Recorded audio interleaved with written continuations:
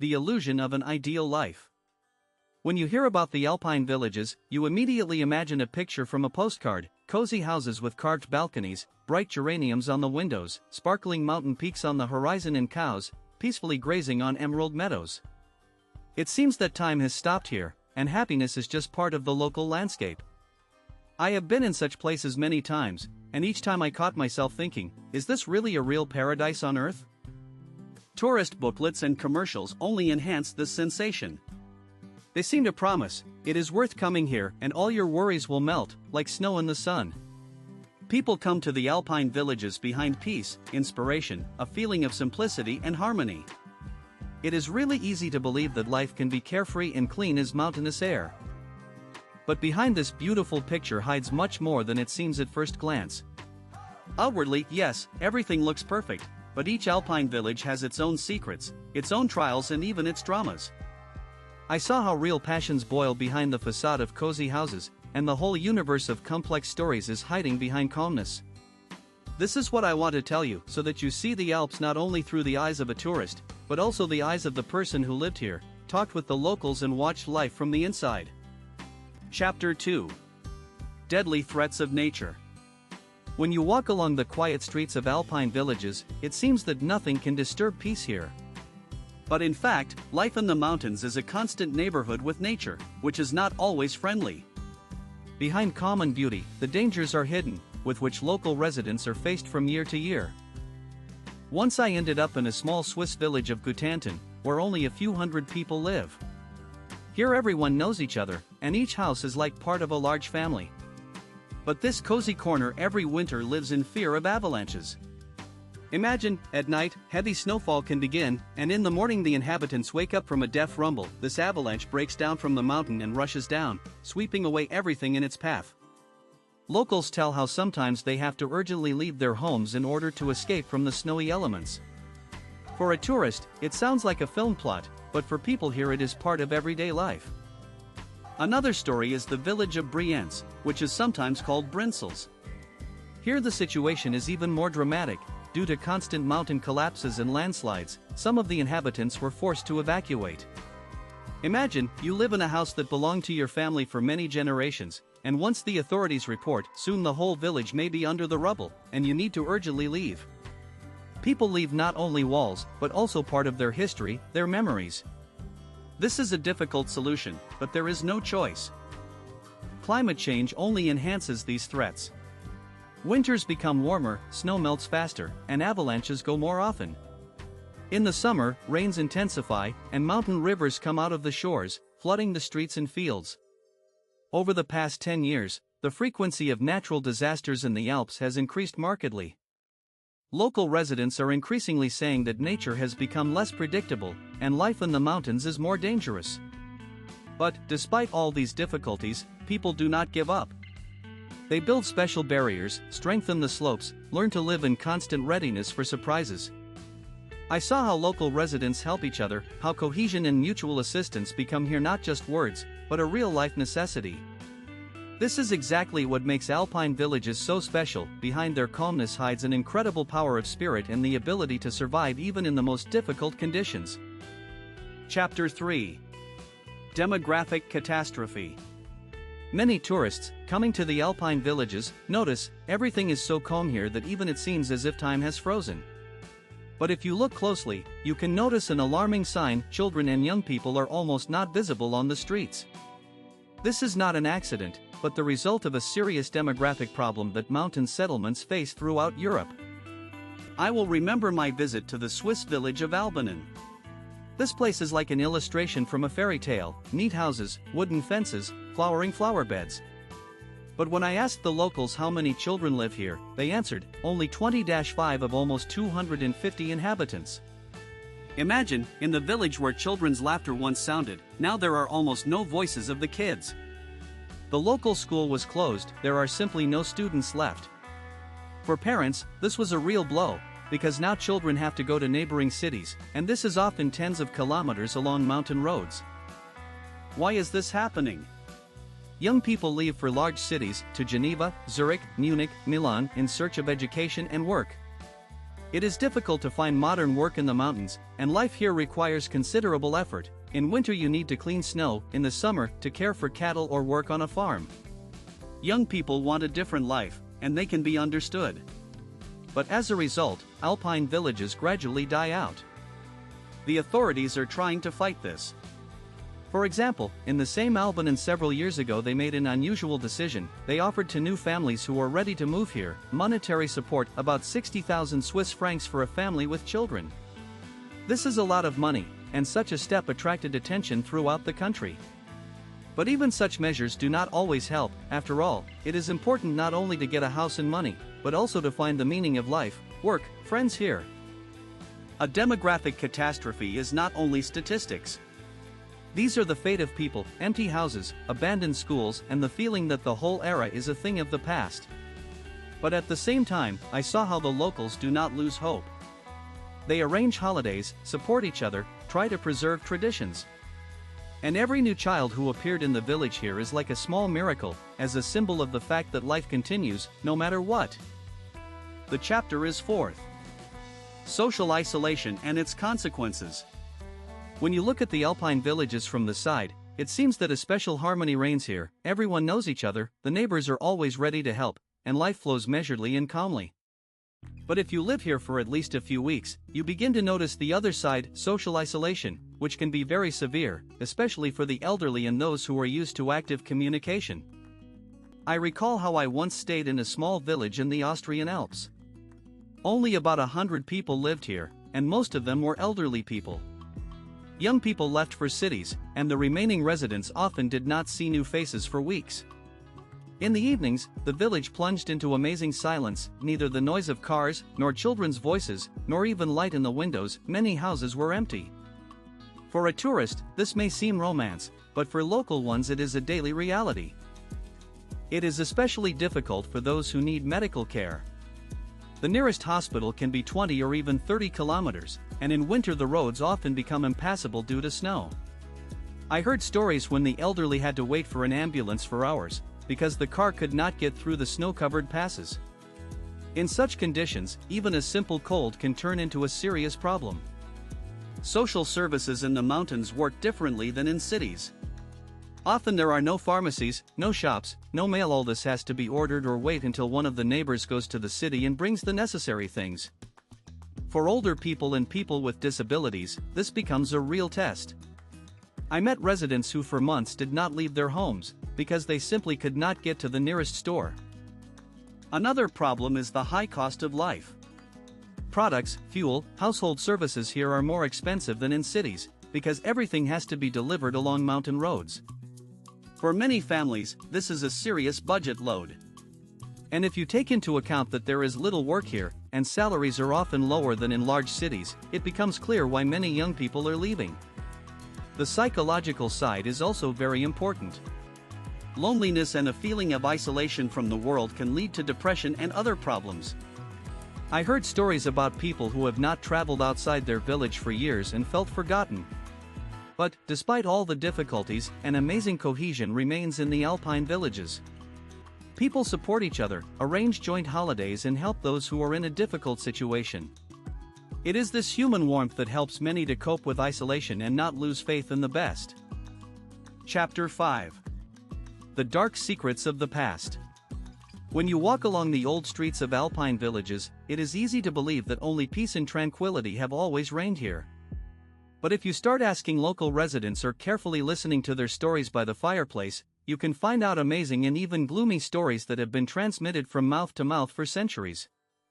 Alps are not only beautiful landscapes, but also a place where myths, legends and real events are closely intertwined.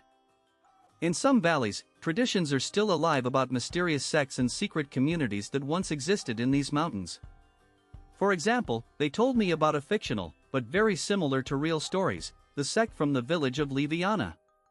It is believed that such groups gathered in secluded places, held strange rites and kept the whole district in fear. Of course, much of this is part of the local folklore, but in every legend there is a share of truth. In the last century, the Alps really found traces of secret cults, and sometimes even whole abandoned houses, where, according to the old-timers, strange events took place. There are more real tragedies. In some regions of Switzerland and Italy, you can find sunken or abandoned villages. For example, in the Italian province of South Tyrol there is the famous Lake Resia, from the water of which the old bell tower sticks out. This is all that remains of the village of Chongun, flooded during the construction of a hydroelectric power station. People were forced to leave their homes, and history itself became part of local legends. They say that at night the bell calls on its own, recalling the past. The folklore of Alpine villages is rich in legends about mountain spirits, witches, werewolves and mysterious creatures, who supposedly live in forests and slopes. Many residents still believe in signs. For example, if you meet a black cat on the trail, it is better to return home, and if you hear strange sounds in the mountains at night, this is a warning about trouble. Such superstitions seem funny, but they help people feel a connection with nature and ancestors. Sometimes the past reminds of itself not only in legends, but also in real life. It happens that during the construction of new roads or houses, old cemeteries, household items, and sometimes mysterious artifacts are found, the origin of which still causes disputes among historians. Local museums proudly show such finds, and guides tell stories from which goosebumps run along their backs. Alpine villages are not only comfort and calm, but also a whole layer of riddles, dramas and mysticism. It is this combination of the past and the present, light and shadow, that makes them so attractive for travelers from around the world. Chapter 6. Crime in Safe Mountains. When you think about Alpine villages, crime seems completely impossible. Everything here looks so peaceful and safe that even the doors of houses are often not locked overnight. But, surprisingly, even in these secluded corners of Europe there are dark sides, and crime is one of them. The first thing that is amazing is smuggling. The Alps for centuries served as a natural border between countries, and many mountain trails were used not only by shepherds and tourists, but also to smugglers. I heard stories from local residents about how in the middle of the 20th century tobacco, alcohol, and even gold were secretly transported along narrow paths at night. Now times have changed, but the border between Switzerland, Italy, France and Austria is still attractive for illegal transportation. Especially often through the mountains transport drugs and fake goods. The police regularly detain groups that are trying to cross the border bypassing the official checkpoints. In some regions of Italy, especially in the mountainous areas of Lombardy and Piedmont, there are still mafia structures. They control part of the business, engage in extortion, and sometimes even wash money through tourist facilities or small hotels. Locals do not like to talk about this openly, but if you have a conversation over a cup of coffee, you can hear many stories about strange guests and suspicious transactions. With the development of technology, a new problem has appeared: cybercrime. Even in the smallest villages, people are faced with fraud over the internet. For example, elderly residents are becoming victims of telephone scammers, who are represented by employees of the bank or police and lure money. I personally witnessed how one family lost all my savings because of such a deception. Unfortunately, in conditions of isolation and lack of information, people become especially vulnerable. Sometimes crime penetrates power. In some Alpine communes there were cases of corruption. Officials took bribes for permission to build or distribute land. This leads to the fact that local residents are losing confidence in power, and problems with infrastructure and land use are only aggravated. But, despite all these difficulties, the Alpine villages remain one of the safest places in Europe. Here you can still walk at night and not be afraid for your life. And local residents, faced with threats, learn to protect themselves and their neighbors, unite into communities and actively cooperate with the police. It is this cohesion that helps to maintain order even where it seems that there can be no danger. Chapter 7. Environmental threats and hidden dangers. Alps always delighted with their natural purity and beauty. But if you look closely, it becomes clear, even here nature is faced with serious threats, and life in the mountains is a constant search for a balance between man and the environment. One of the main problems is mass tourism. 30 years ago, many Alpine villages were inaccessible and uninhabited. Now the situation has changed. Every year millions of tourists from around the world come here. For example, only more than 2 million people come to the Swiss Cerebral. This brings income to local residents, but at the same time a lot of difficulties. Crowded paths, garbage, noise, trampling meadows, and the destruction of fragile ecosystems. In some places, I even had to limit the number of visitors to maintain nature. For example, in some valleys, special turnstiles were installed, and access to particularly vulnerable routes was allowed only by preliminary records. Another serious threat is mining industry. In some regions of Switzerland, Austria and Italy, mines and careers are still working, where they get stone, ore, and other minerals. This not only pollutes the air and water, but also changes the landscape. Huge workings appear, and sometimes even entire areas of the forest disappear. I saw with my own eyes how a small stream disappeared in one of the valleys after the careers work, which had previously watered the whole village. Locals were forced to look for new sources of water, and the ecosystem was restored for a long time. The melting of glaciers is another big problem. Over the past 40 years, the area of glaciers in the Alps has almost doubled. This not only affects the beauty of the landscape, but also poses a real threat to security. Glaciers nourish mountain rivers, and when they disappear, the amount of water sharply decreases in the summer. This leads to droughts, a decrease in crop, and even to interruptions in drinking water. In addition, the melting of ice weakens the slopes of the mountains, and this increases the risk of landslides and rockfalls. In some villages, such as in Brienz, people are forced to constantly monitor the condition of the slopes and be prepared for evacuation. Another hidden danger is pollution, which is not always visible to the naked eye. For example, in some alpine lakes, traces of microplastic and chemicals are found that come here with rains or with tourist garbage. This affects fish, birds, and even the quality of drinking water. But despite all these threats, alpine villages do not stand aside. Local residents and authorities are actively introducing environmental initiatives. They sort waste, use solar panels, build houses made of environmentally friendly materials. Many villages participate in the programs to restore forests and protect rare animal species. I saw how schoolchildren, along with teachers, plant young trees, and farmers switch to organic agriculture. Ecology in the Alps is not only a problem, but also an opportunity for changes. They really appreciate nature and understand, if you do not take care of the mountains, they will cease to be the very amazing place where you want to return again and again. Chapter 8. Economic Dependence and Vulnerability. At first glance, alpine villages look prosperous, well-groomed streets, beautiful houses, cozy cafes, and hotels. But if you look deeper, it becomes clear that the economy of most of these settlements rests literally on one or two supports, and this makes them very vulnerable. The main source of income for many villages is tourism. Every year, millions of people come here, in winter, to ski, in the summer, go through the mountains, or just enjoy fresh air. For example, in the famous Swiss village of Verbier there are up to 20,000 guests in winter, although there are only about 3,000 permanent inhabitants. This is a huge stream of people, and it brings local residents money, jobs, infrastructure development. But at the same time, tourism becomes a trap.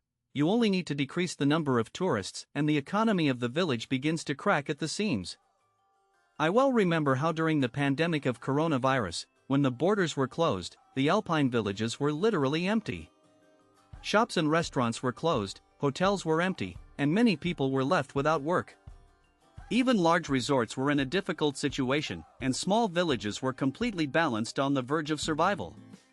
It was an alarming lesson. You can't rely only on tourists, you need to look for new development paths. Seasonality is another problem. In summer and winter, life boils here, but in spring and autumn many villages seem to fall asleep. The work becomes less, income falls, and the costs of maintaining houses and infrastructure remain high. For local residents, this means that you need to save, look for part-time jobs, or go to work in cities. Real estate in the Alps is a separate story. Over the past 20 years, prices for houses and apartments have risen several times. The reason is simple: many foreigners and city residents want to buy a house in the mountains for relaxation. This leads to the fact that local families cannot afford housing, and some of the houses idle empty of the year.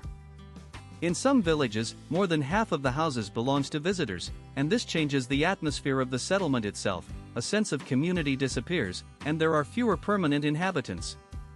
Traditional crafts and agriculture, which for centuries have been the basis of life in the Alps, today barely make ends meet. Farmers face the competition of large agricultural holdings, and youth does not want to continue family business, too hard work and too low payment. Many craft workshops close, and unique traditions gradually go into the past. But, despite all these difficulties, new ideas appear in the Alpine villages. People open family cheese men, create small eco-hotels, develop agrotourism, and arrange local cuisine festivals. More and more residents are learning to combine traditions and modern technologies to make the economy stable and interesting not only for tourists, but also for themselves. Chapter 9. Medical and social problems. Life in Alpine villages seems to be a lot of dreams, clean air, beautiful views, measured rhythm. But this idyll hides serious medical and social difficulties that local residents face every day. One of the main problems is access to quality medical care. Most Alpine villages do not have its hospital or even a permanent doctor. Usually only a small medical center works, or a doctor comes from the nearest city once a week or two. If something serious happens, a stroke, a heart attack, injury on a mountain trail, the road to the hospital can take an hour or even more, especially in winter, when the passes notice snow. I heard stories how people had to wait for an ambulance for several hours, and sometimes salvation depended on the neighbors who brought the victim on their own cars. Elderly people make up a significant part of the population of Alpine villages. Many of them live alone, because children and grandchildren left for cities. Caring for health and life falls on the shoulders of social workers, who are often not enough. Some villages have only 1 or 2 social workers for dozens of elderly people. They help with purchases, cleaning, sometimes they just come to talk so that a person does not feel lonely. But this is clearly not enough, and many old people spend long weeks without communication and support. Another serious problem is alcoholism and drug addiction. This may seem unexpected, because Alpine villages are associated with an active way of life. But isolation, boredom, lack of work and prospects lead to the fact that some people begin to abuse alcohol or seek comfort in drugs. Young people who are difficult to find to their liking or realize themselves are especially vulnerable. I met families where several generations are fighting this misfortune, and local authorities are trying to organize preventive programs, but there are often not enough resources. The level of suicides in the mountainous regions, unfortunately, is higher than the average in the country. The reasons are all the same: loneliness, depression, lack of support. Over the past 10 years, several tragedies have occurred in some villages that shocked the entire community. After such cases, residents try to communicate with each other more, arrange joint dinners and holidays so that no one feels forgotten. A special test is the care of the elderly. Young people are leaving, and the older generation is left alone with their problems. In some families, grandparents live alone, and only on holidays they gather with relatives. The authorities are trying to support such people. They organize free dinners, volunteer services, and drug delivery. But this is still not enough to completely solve the problem. Nevertheless, despite all these difficulties, the Alpine villages remain a place where people know how to take care of each other. The tradition of mutual assistance is still alive, when the neighbors are always ready to come to the rescue. It is this cohesion that helps to cope with difficulties and maintain human heat even in the most difficult conditions. The chapter is 10th. The future of Alpine villages, survival or disappearance? When you stand on a high Alpine pass and look down at the tiny villages scattered through the valleys, you involuntarily think about it. What future awaits these places?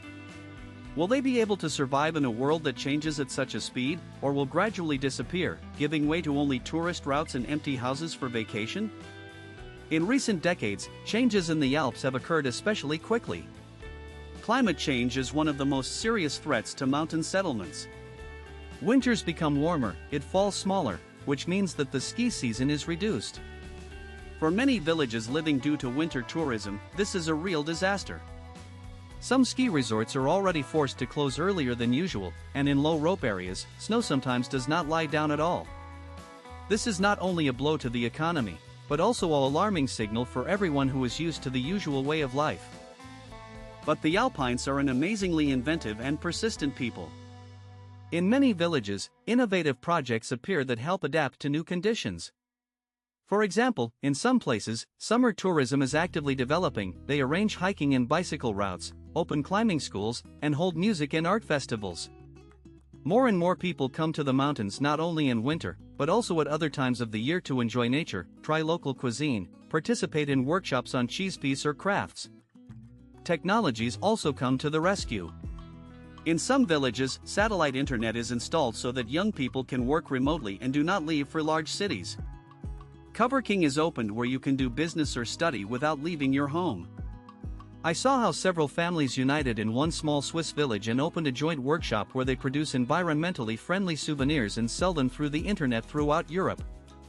This is an example of how traditions and modern opportunities can work together. Authorities and public organizations support such initiatives. Grants appear on the development of family farms, programs for the resettlement of young families, projects to restore old houses. In some villages, they even hold competitions for the best project to revive the community, and winners receive funding to implement their ideas. A very important task is to maintain a unique culture and traditions. In the Alps, crafts, folk holidays, local dialects are still alive. Increasingly, festivals, fairs, master classes are arranged in order to convey this knowledge to new generations and interest tourists not only by nature, but also with culture.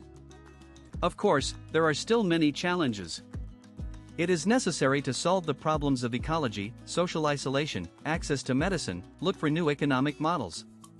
But the main thing is that people who love their land still live in alpine villages and are ready to fight for its future. I believe, if you maintain cohesion, openness to changes and respect for traditions, these amazing places have every chance not only to survive, but also to become an example for the whole world. How can you live in harmony with nature, people, and time? Conclusion. Alpine villages are not only picturesque cards and ideal landscapes, but also real life with all its joys and difficulties. Behind external calm, an amazing world is hidden. Here people fight with nature, overcome loneliness, retain traditions, and seek new development paths. Alps teach us to appreciate simple things, to be more attentive to the world around us and to each other. If you ever find yourself in one of these villages, do not rush to leave right away. Stop, talk with local residents, try their bread and cheese, listen to stories. Then you will see an incredible power of spirit, warmth, and love of life are hidden behind the calmness of alpine villages. This is what makes these places truly unique and unforgettable. Do not forget about the useful services that we indicate in the fixed comments. Subscribe to the channel, like it. Good rest for everyone.